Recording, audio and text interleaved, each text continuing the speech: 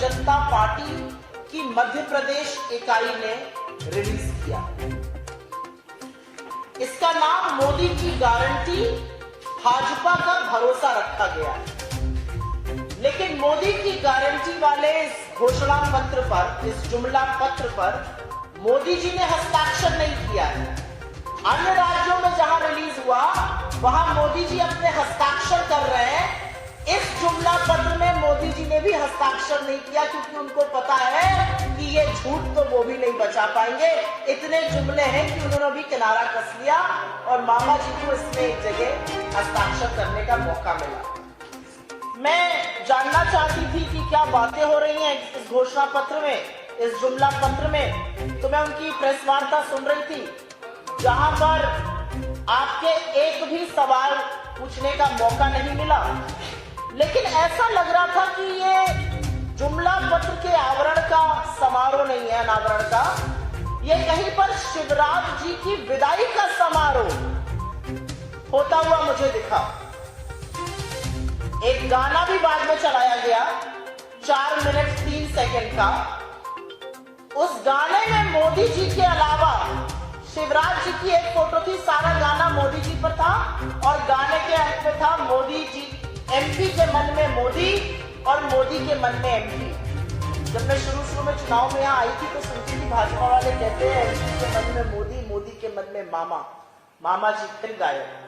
तो मामा जी का विदाई समारोह अच्छी तरीके से हुआ और एक बार और प्रतीत हुई कि हार का ठीकरा किसके सिर पर भाजपा में मध्य प्रदेश में फोड़ा जाएगा। अब होड़ इस बात की मची हुई है।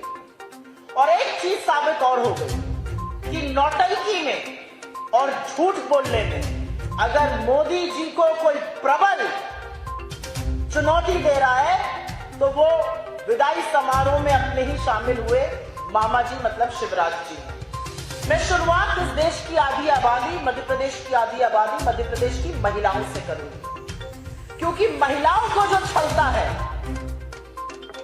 वो कहीं किसी का सगा नहीं है। अपने आप को मामा जी कहलाते हैं, पूरे प्रदेश में होर्डिंग लगाई है, लाडली बहन योजना को हम 3000 का कर देंगे। 96 पन्नों में एक जगह उसका जिक्र नहीं है। एक जगह ये नहीं बोला गया कि लाडली बहन योजना जो होर्डिंग में लगा हुआ है वो मतलब झूठ है। इस घोषणा, इस जुमला पत्र में उसका कोई जिक्र नहीं है।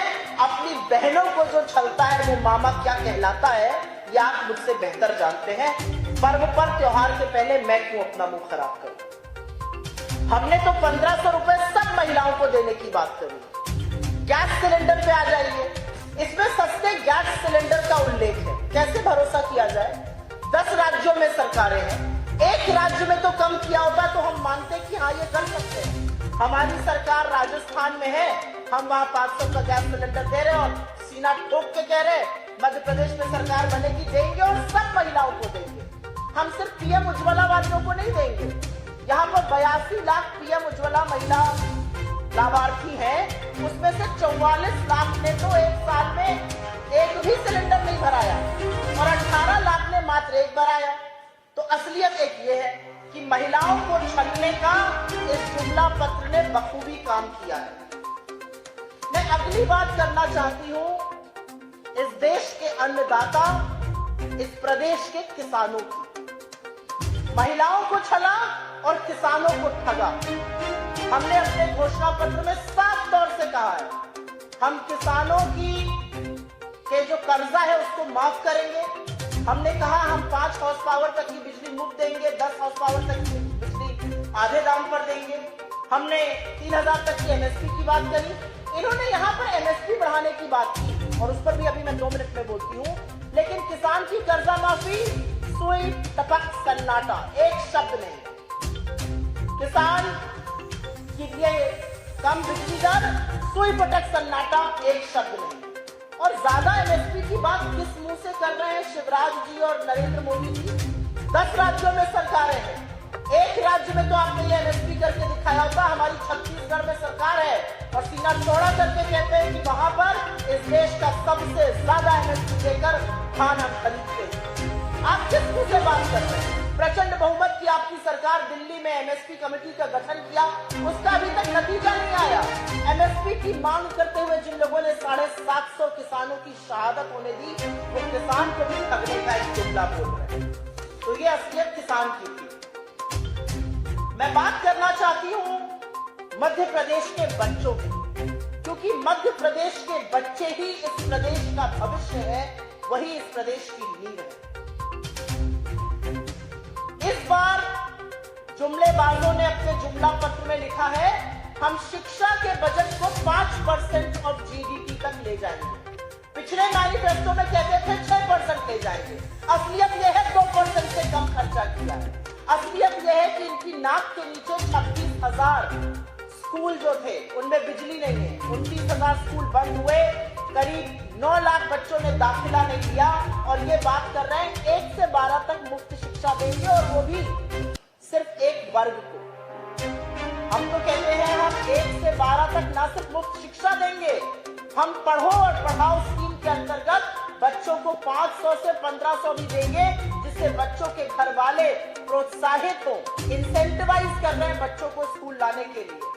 ये असलियत है यहाँ पर एजुकेशन की। मैं उसके बाद बात करना चाहती हूँ स्वास्थ्य पर, क्योंकि ये बात करनी जरूरी है। मध्य प्रदेश ही में नहीं, पूरे देश में लोगों ने कोरोना काल में किस तरह से स्वास्थ्य व्यवस्था चरमराई थी और किस तरह से अनभिज्ञ थी केंद्र सरकार, देखा है। हम कहते हैं 25 लाख का सुरक्षा योजना आपको हेल्थ में देंगे, और हम ये राजस्थान में चिरंजीवी बीमा योजना क्रियान्वित करके दिखा रहे हैं। यहाँ 5 लाख का जुमला बोल रहे हैं। अरे जिसको 25 मिलने वाला है वो 5 पर क्यों मानेगा?